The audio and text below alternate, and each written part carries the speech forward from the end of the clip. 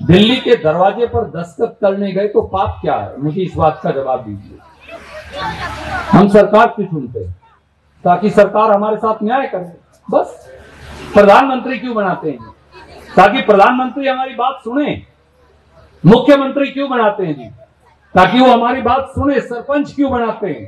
ताकि गांव का काम सरपंच करे हमारे से बात करके। एमएलए एमपी क्यों बनाते हैं? ताकि वो हमारी आवाज उठा सके, हमारी बात मनवाए, इसीलिए बनाते होंगे। कोई हेमा मालिनी तो है नहीं जो चाटने के लिए बनाते हो, कोई हेमा मालिनी तो है नहीं जो चाटने के लिए बनाते हो। नारीची जिथे पूजा होते तिथे देवतांचा वास असतो, अशी भारतीय संस्कृतीची श्रद्धा आहे। या अर्थाने काँग्रेस पक्ष हा असुरी शक्तींचा, राक्षसी शक्तींचा आगार बनत चाललाय, कारण रोज होणारा महिलांचा अपमान।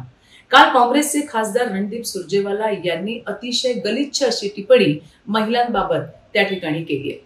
समाजातल्या कुणाही व्यक्तीची मान शर्मेनं खाली जावी इतकी घाणेरडी आणि गलिच्छ भाषा त्यांनी आपल्या भाषणामध्ये वापरली।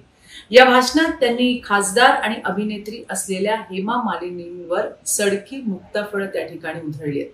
पहिल्यांदा अभिनय आणि त्याच्यानंतर राजकीय क्षेत्रात स्वतःला सिद्ध करणाऱ्या हेमा मालिनीजींचाच हा केवळ अपमान नाही, तर स्वकर्तृत्वाने पुढे येणाऱ्या भारतातील प्रत्येक महिलेचा हा अपमान आहे।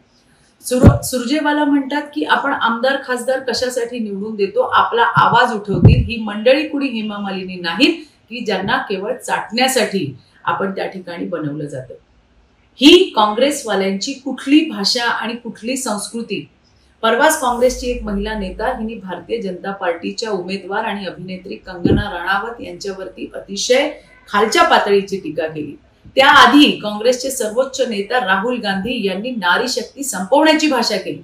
मला काँग्रेसवाल्यांना एवढंच सांगायचंय, ही चाटण्या बिटण्याची भाषा करू नका आणि महिलांबाबतचा हा विखार तुम्ही त्या ठिकाणी थांबवला पाहिजे, नाहीतर या निवडणुकीमध्ये ही महिला शक्ती तुम्हाला धूळ चाटवल्याशिवाय राहणार नाही।